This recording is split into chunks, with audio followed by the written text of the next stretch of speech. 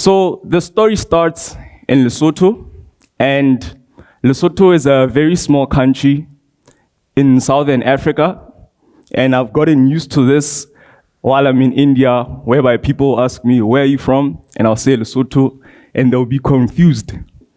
And then I have to say South Africa, and they'll be like, oh, Johannesburg. And I'll be like, yes, Johannesburg. So Lesotho is the largest landlocked country surrounded by an entire territory, an entire country. So we are surrounded by another country called South Africa. And we tend to be confused. As people from Lesotho, we tend to take the identity of South Africans because they have a more notable history. As we all know, Nelson Mandela. So yes, it's very easy to just conflate us with South Africa. But this is a very special country, and it's called the Kingdom in the Sky. Reason being, it lies entirely above 1,000 meters in elevation. This makes it 1,400 meters in elevation is our lowest point. That means it's the highest, lowest point in the world. So, do you hear how special this country is?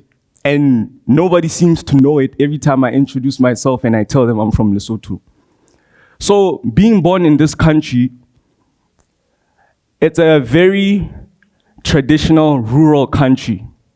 And music relies on technology. So, you can imagine music might not be as widely received in this particular country.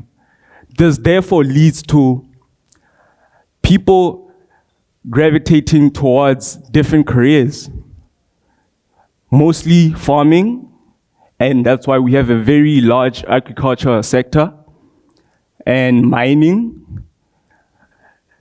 So I had to, as a young boy, listening to music, the first song I ever heard, or the first song I can remember hearing, was by Eminem.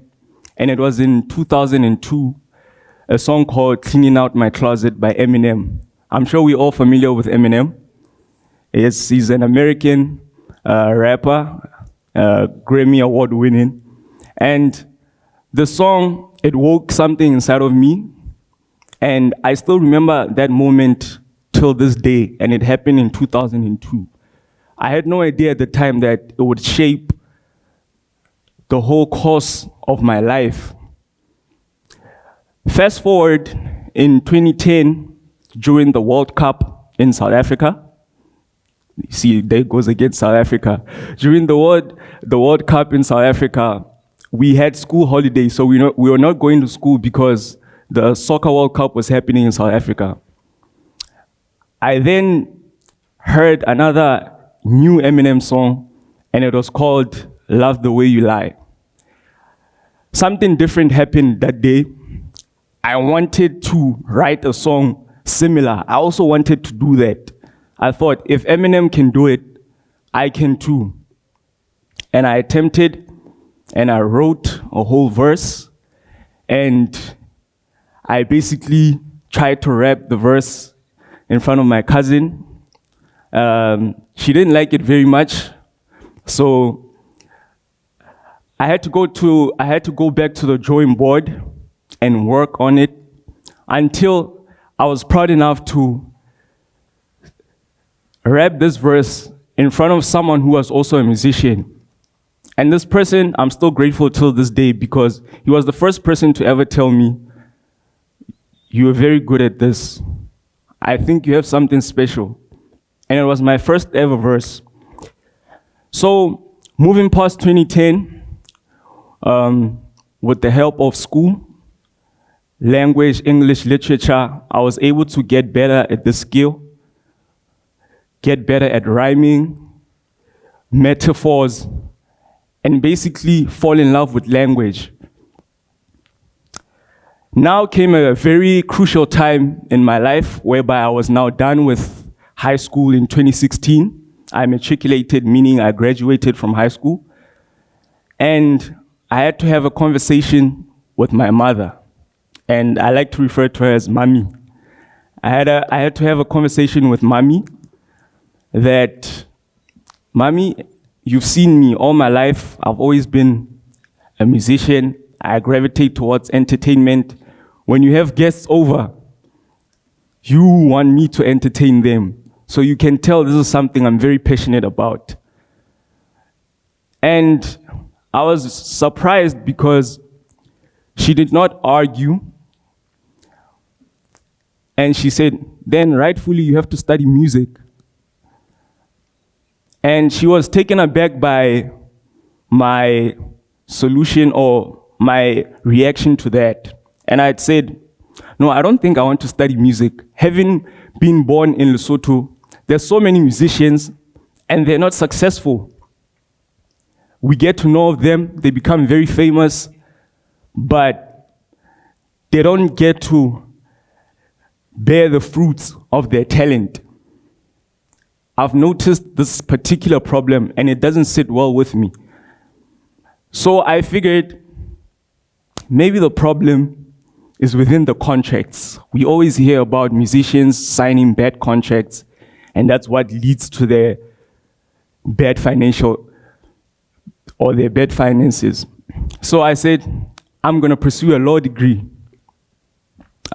I went to study at the University of Johannesburg, and I was doing my LLB. So when I got there, I came to realize you don't just start to learn about entertainment law or contractual law. You actually have to take everything that comes with learning the practice of law. So I'd find myself in criminal court, learning about family law, and it was a very daunting experience. I can remember seeing people in handcuffs, and I was still a student. I was about 17.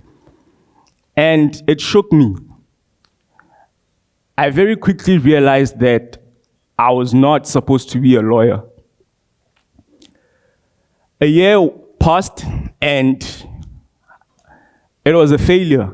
It was a complete failure. I sat down with my mom at the end of that year, and I explained to her that what I thought would work disappointed me. And I don't think I'm good at this. And it had started to affect even my love for music. The whole year, I was not working on music. I could not even write music. And it was starting to affect my confidence. So my mom said, okay, we tried your way. You wanted to try law. How about maybe take a break from music? I have an idea. How about you study something that would help you to become self-sufficient at a later stage in life? Maybe music is just not meant to be. And now I figure maybe my mom is right. And I went to study international trade and economics in China. So when I got there, it was a very wonderful experience that I wish I could share with you in small words. Ni jiao, shemementa. Does anyone know what that means? It's basically, what is your name? So I would say, wo jiao Phupu. And you can just say, wo jiao, and you say your name. So that means my name is. And to just say, wo hen gao xin lai, dao zhe. And it means I'm very pleased to be here.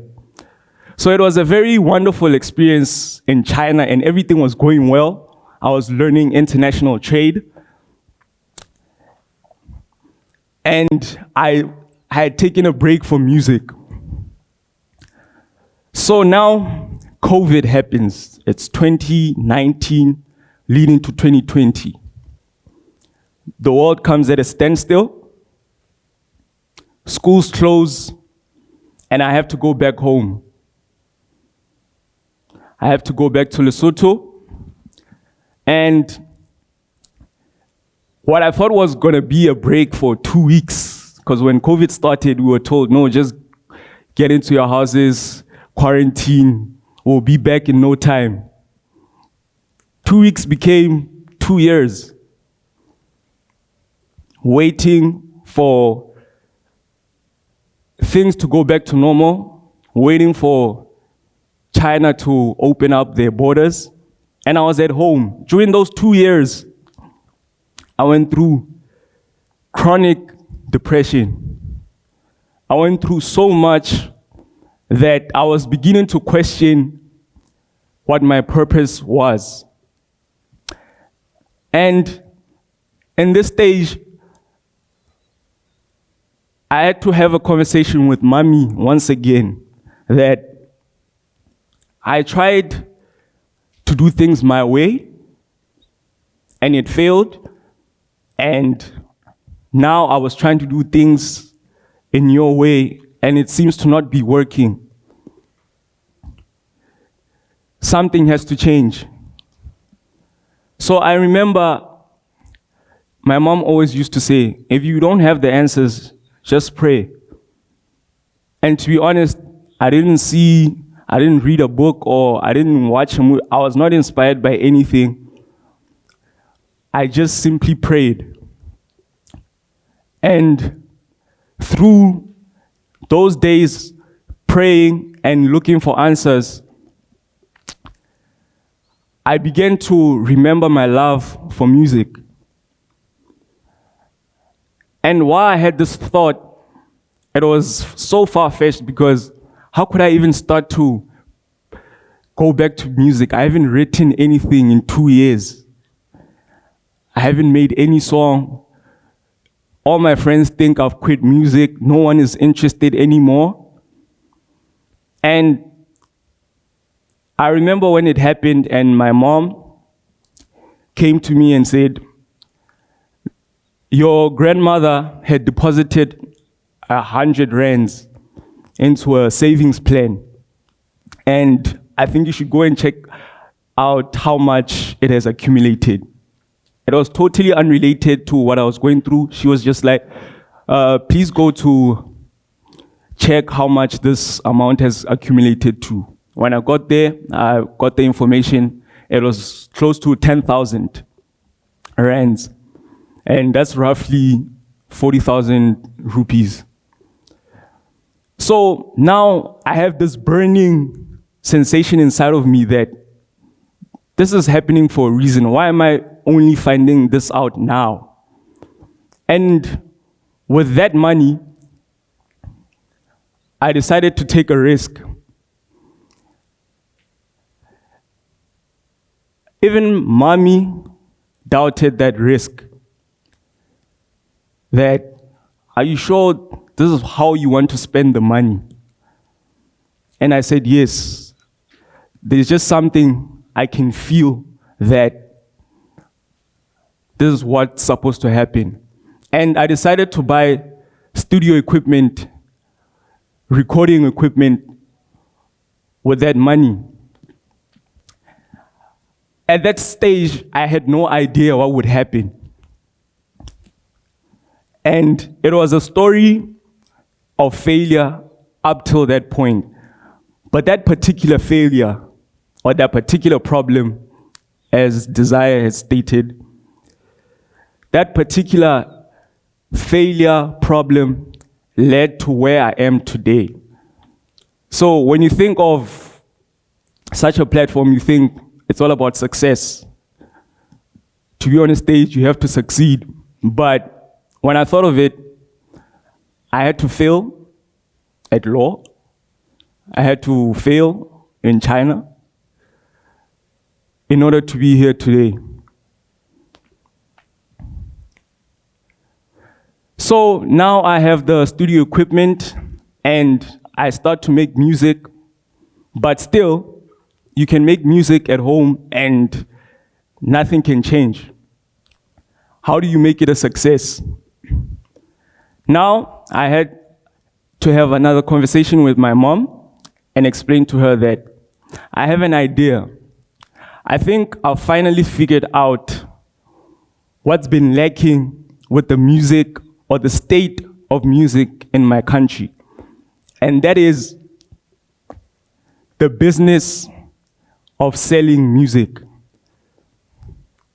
The ability to create demand and to supply that particular demand. And that is why I took the decision to pursue a business degree, and I worked a job bartending in my country. I was able to save up money and basically say to my mother that this is all I have, and I think I want to use this money to try and go and pursue this business degree in India. So when I got here, now I'm pursuing a business degree, and my teachers would ask in class, what do you guys want to be?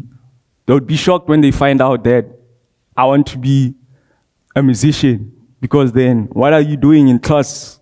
Why are you learning business research methodology? Why are you learning entrepreneurial development if you want to be a musician? Shouldn't you be learning sound engineering? And I said, no.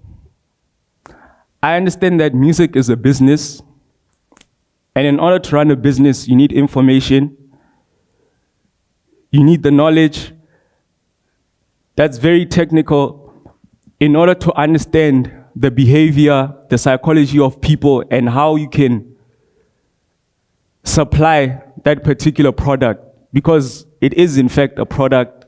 It's a multi-billion-dollar industry. So now I find myself at this stage whereby it seems I'm only focused on my business degree, but that is not so. While pursuing my business degree, I was also able to get my music distributed on platforms such as Spotify, Audiomack, YouTube, Apple Music. And through that, I was able to be reviewed, or my music got reviewed in countries such as the UK, England, in France, Italy.